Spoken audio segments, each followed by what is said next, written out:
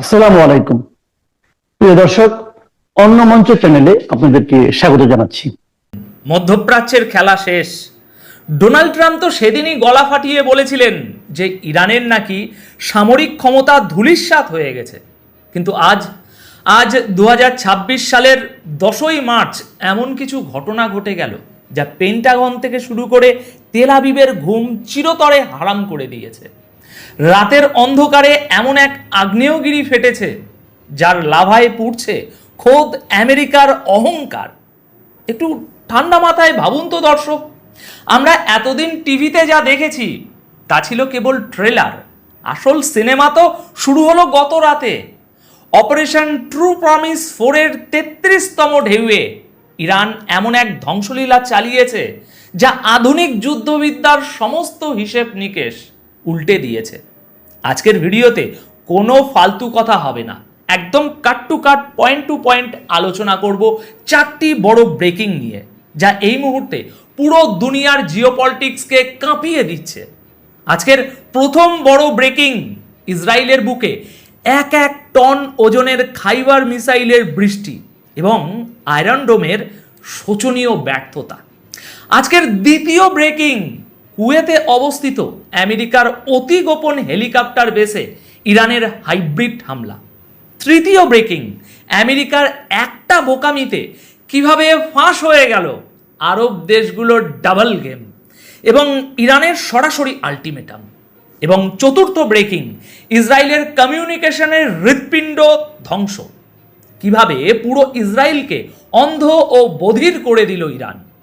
দর্শক, seat belt একটু বেঁধে নিন, কারণ আজকের এই বিশ্লেষণ শোনার পর মধ্যপ্রাচ্য নিয়ে আপনার দেখার দৃষ্টিভঙ্গি পুরোপুরি বদলে যাবে। আজ 10ই মার্চ মঙ্গলবার সকাল 11টায় এই খবর পড়ছি। তাহলে আসুন শুরু করি আজকের প্রথম বড় ব্রেকিং দিয়ে। তেল আবিবের বুকে 1 টনের ওয়ারহেড সমন্বিত মিসাইলের আঘাত। দেখুন, যুদ্ধ একটা দাবা খেলার মতো। এখানে কেউ যখন একটা চাল দেয়, অন্য পক্ষ তখন 2 কদম সামনে চাল ভাবে। গতকাল 9ই মার্চের মধ্যরাতে ইরান তাদের খাইবার শোকেন ব্যালিস্টিক মিসাইলের যে 33তম ঢেউ ছেড়েছে আর সেটা আছড়ে পড়েছে যে ইসরায়েলের বুকে, এটা কোনো সাধারণ হামলা ছিল না। এগুলো ছিল 1 টন, হ্যাঁ দর্শক ঠিক শুনছেন, 1000 কেজি বিস্ফোরক ঠাসা একটা দানব। এতদিন ইসরায়েলের সবচেয়ে বড় অহংকার কি ছিল? তাদের এয়ার ডিফেন্স সিস্টেম, আয়রন ডোম, ডেভিড সিলিং এবং অ্যারো সিস্টেম। পশ্চিমা মিডিয়া আমাদের গিলিয়েছিল যে এগুলো নাকি অভেদ্য, কিন্তু গত রাতের সোশ্যাল মিডিয়ার ফুটেজগুলো যদি আপনি দেখেন, আপনি শিউরে উঠবেন। রাতের আকাশ চিরে যখন ডজন ডজন ইরানি মিসাইল তেল আবিবের দিকে ধেয়ে আসছিল, তখন ইসরায়েলি ইন্টারসেপ্টারগুলো রীতিমতো হাঁপাচ্ছিল। আচ্ছা, এর পিছনের বিজ্ঞানটা একটু সহজ করে বলি। ইরান খুব চতুরতার সাথে সোয়াম ট্যাকটিক্স বা বলা ভালো পাল ধরে আক্রমণ করার কৌশল নিয়েছে। তারা একসঙ্গে এত বেশি মিসাইল ফায়ার করেছে যে ইসরায়েলের র্যাডার এবং ইন্টারসেপ্টারগুলো ওভারলোডেড হয়ে গেছে। একটা সিস্টেম একই সাথে কটা টার্গেট লক করবে? 10টা, 20টা, কিন্তু যখন 100টা মিসাইল একসাথে আসে তখন ডিফেন্স সিস্টেম কাজ করা বন্ধ করে দেয়।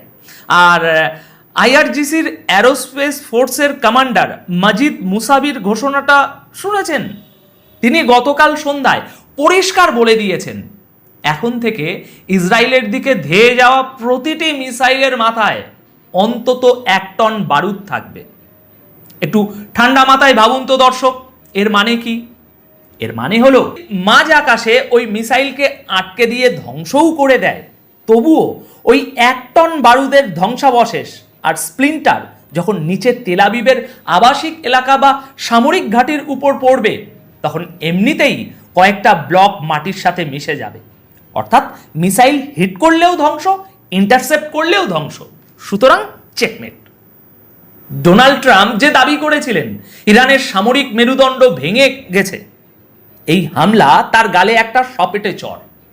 নূতন সুপ্রিম লিডার মোস্তাফা খামেনির অধীনে ইরান বুঝিয়ে দিল গতকাল রাতে তারা আর ছোটখাটো খেলা খেলছে না, তারা সরাসরি আর পারের লড়াইতে নেমেছে।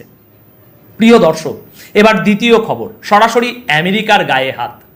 দেখুন, আমরা সবাই জানি মধ্যপ্রাচ্যে আমেরিকার ক্ষমতার মূল উৎস হলো গালফ বা উপসাগরীয় দেশগুলোতে ওই যে ছড়িয়ে ছিটিয়ে আছে তাদের মিলিটারি বেসগুলো, সেগুলো। কিন্তু গতকাল 9ই মার্চের রাতে কুয়েতে অবস্থিত আমেরিকার আল উদাইরি হেলিকপ্টার বেসে যা ঘটেছে তা পেন্টাগনের ইতিহাসে একটা কালো দাগ হয়ে থাকবে। ইরানের নেভি, যারা কিনা এতদিন শুধু সমুদ্রে সীমাবদ্ধ ছিল বলে সবাই জানতো, তারা প্রমাণ করে দিল যে ডাঙাতেও তারা কতটা ভয়ঙ্কর।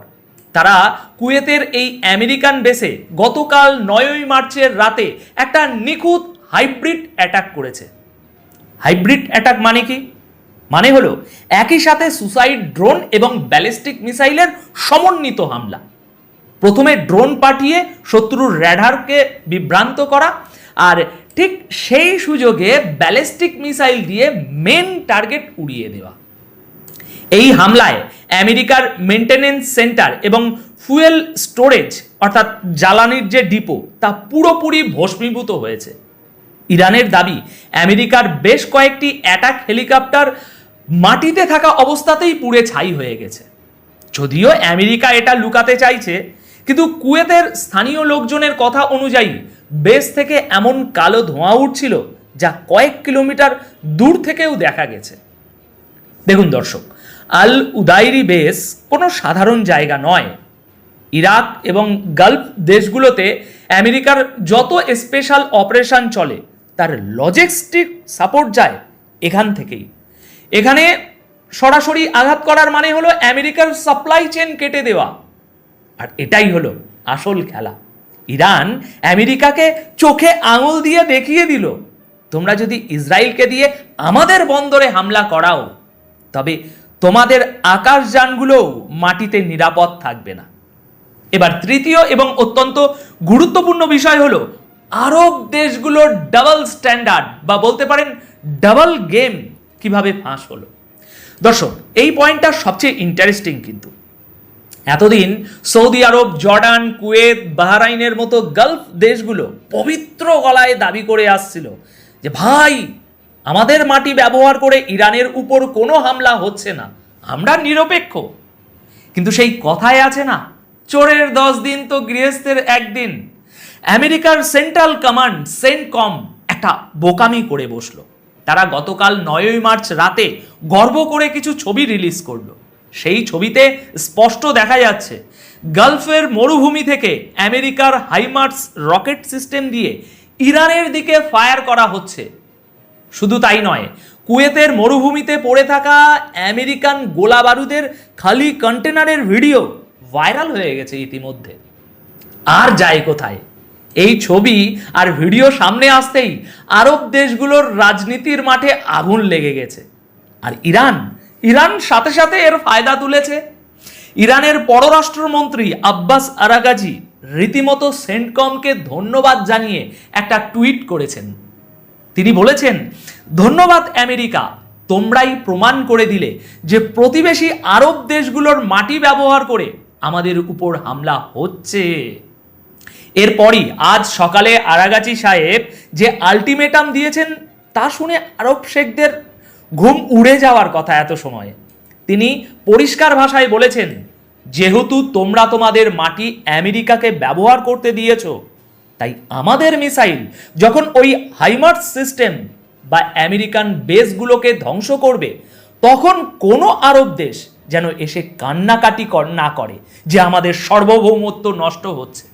আমরা বদলা নিলে কেউ অভিযোগ করতে পারবে না। দর্শক, এর গভীরতা বুঝতে পারছেন? ইরান মূলত আরব দেশগুলোকে একটা ট্রাপে ফেলে দিল। ইরান বলছে, হয় তোমরা আমেরিকানদের তোমাদের দেশ থেকে বের করো, আর না হলে আমাদের মিসাইলের আঘাত সহ্য করার জন্য তৈরি থাকো। এই একটা স্টেটমেন্ট পুরো গালফ রিজিয়নের সমীকরণ বদলে দিয়েছে। এবার আসি আজকের সবচেয়ে সেন্সিটিভ এবং টেকনিক্যাল খবরটিতে। ইসরায়েলকে কিভাবে অন্ধ আর বধির করে দিল ইরান। দর্শক, আধুনিক যুদ্ধ কিন্তু শুধু বন্দুক আর বোমায় জেতা যায় না। আধুনিক যুদ্ধ জেতা হয় ইনফরমেশন বা তথ্যের মাধ্যমে। আপনার কাছে স্যাটেলাইট আছে, মানে আপনি শত্রুর খবর জানেন। ইসরায়েলের ঠিক এমনই একটি চোখ আর কান ছিল লাইট স্টেশন। এটা তেল আবিবের খুব কাছেই অবস্থিত এবং এটাকে ইসরায়েলের কমিউনিকেশনের কি বলা হয়, হৃৎপিণ্ড বলা হতো। গতকাল 9 মার্চের মধ্যরাতে একটা হামলা হয়েছে। সেই হামলায় কি হলো? ইরানের নিখুঁত মিসাইল স্ট্রাইকে এই পুরো স্টেশনটি আক্ষরিক অর্থেই ধুলোয় মিশে গেছে। আমি আবার বলছি, ধুলোয় মিশে গেছে। স্যাটেলাইট ইমেজারি যদি দেখেন, হামলার আগে আর পরের ছবির মধ্যে আকাশ পাতাল তফাৎ। ইসরায়েলের যত গুপ্তচর স্যাটেলাইট আছে, সেই স্যাটেলাইটগুলো মহাশূন্য থেকে ছবি তুলে এই স্টেশনেই পাঠাতো। ইসরায়েলি ডিফেন্স ফোর্স, মোসাদ আর আইডিএফ এই ডেটা ব্যবহার করেই ইরানের উপর হামলা চালাতো। এখন এই স্টেশন ধ্বংস হওয়ার রেজাল্ট কি? পুরো ইসরায়েলে রীতিমতো মিলিটারি কমিউনিকেশনে বিশাল ব্ল্যাকআউট তৈরি হয়েছে। একটু ঠান্ডা মাথায় ভাবুন তো দর্শক, আপনার কাছে পৃথিবীর সেরা যুদ্ধবিমান আছে, কিন্তু সেগুলোকে গাইডেড করার মতো জিপিএস বা স্যাটেলাইট সিগন্যাল নেই। আপনার অবস্থা তো সেই অন্ধবীরের মতো, যার হাতে তলোয়ার আছে কিন্তু শত্রু কোথায় সেটা সে দেখতে পাচ্ছে না। বেঞ্জামিন নেতানিয়াহু এবং ট্রাম্পের জন্য এর চেয়ে বড় ইন্টেলিজেন্স ফেলিয়ার আর কিছু হতে পারে না। দর্শক, আমরা একদম ভিডিও শেষ পর্যায়ে চলে এসেছি। এতক্ষণ যে ঘটনাগুলো আপনাদের সামনে একে একে আমি তুলে ধরলাম, এগুলো শুধু কিছু বিচ্ছিন্ন বোমা ফাটার খবর নয়। এগুলো হলো জিওপলিটিক্যাল টেকটনিক প্লেট সরে যাওয়ার ভয়ঙ্কর আওয়াজ। ইরানের খতম আল আম্বিয়া সেন্ট্রাল হেডকোয়ার্টারের chief major general Abdollahi America এবং ইসরায়েলকে একটা চরম সত্য স্মরণ করিয়ে দিয়েছেন। গতকাল সন্ধ্যায় তিনি বলেছেন, তোমরা মিস ক্যালকুলেশন বা ভুল হিসাব করছো। আমাদের মিসাইলের সংখ্যা তোমাদের কল্পনার চেয়েও অনেক অনেক বেশি, আর এর প্রমাণ তোমরা রণক্ষেত্রে আমাদের মিসাইল গুনতে গুনতে পেয়ে যাবে। কি সুন্দর কথা, তাই না দর্শক? তিনি বুঝিয়ে দিয়েছেন যে ইরান এখন আর ভয় দেখিয়ে চুপ করে থাকার পাত্র নয়। তারা লম্বা এবং ক্লান্তিকর একটি যুদ্ধের জন্য পুরোপুরি প্রস্তুত। হ্যাঁ, আমি এটা অস্বীকার করছি না যে এই যুদ্ধে ইরানেরও ক্ষতি হচ্ছে না, কোনো কিছু। ইরানেরও ক্ষতি হচ্ছে। ইসরায়েল বা আমেরিকা দুই সুপার পাওয়ার হাত গুটিয়ে মোটেই বসে নেই, তারাও হামলা করছে এবং আগামী দিনে হয়তো আমরা ইরানে এর থেকেও বেশি ধ্বংসলীলার খবর পাবো। কিন্তু আজকের পরিস্থিতি অন্তত এটা প্রমাণ করে যে ডোনাল্ড ট্রাম্পের সেই ইরান দুর্বল হয়ে গেছে এই তত্ত্ব পুরোপুরি ফ্লপ রে ভাই। যখন সবাই ভাবছে যুদ্ধ হয়তো শেষ, ঠিক তখনই মধ্যপ্রাচ্যে শুরু হচ্ছে নতুন এক ধ্বংসের অধ্যায়। টনের পর টন মিসাইল, ধ্বংস হওয়া স্যাটেলাইট স্টেশন আর ভয়ে কাঁপতে থাকা আরব বিশ্ব, সব মিলিয়ে আমরা হয়তো তৃতীয় বিশ্বযুদ্ধের একদম দোরগোড়ায় দাঁড়িয়ে আছি। এবার আমি আপনাদের কাছে একটা প্রশ্ন রাখতে চাই দর্শক, আমেরিকা যেভাবে মধ্যপ্রাচ্যের আরব দেশগুলোকে ঢাল হিসাবে ব্যবহার করছে, আর ইরান যেভাবে 1 টন বারুদ নিয়ে তাদের দিকে ধেয়ে যাচ্ছে, এই পরিস্থিতিতে আপনার কি মনে হয় ইসরায়েল কি পারবে তাদের এই ভাঙাচোরা আয়রন ডোম দিয়ে নিজেদের অস্তিত্ব টিকিয়ে রাখতে? নাকি আগামী কয়েক মাসের মধ্যেই আমরা মধ্যপ্রাচ্যের মানচিত্রে একটা বিশাল পরিবর্তন দেখতে চলেছি? আপনাদের লজিক্যাল মতামত আমাকে কমেন্ট বক্সে জানান। আমি সত্যি আপনাদের বিশ্লেষণগুলো পড়তে চাই। আর ভিডিওটি যদি তথ্যবহুল মনে হয়ে থাকে তাহলে ভিডিওটি একটি লাইক দিয়ে চ্যানেলটি সাবস্ক্রাইব করে রাখুন, কারণ বিশ্ব রাজনীতির আসল খেলা কেবল শুরু হলো। আর সেই খবরের সবচাইতে তীক্ষ্ণ বিশ্লেষণ নিয়ে আমরাই এই একই স্ক্রিনে আসব। ভালো থাকবেন, সুস্থ থাকবেন, চোখ কান খোলা রাখবেন। ধন্যবাদ আপনাদের সকল।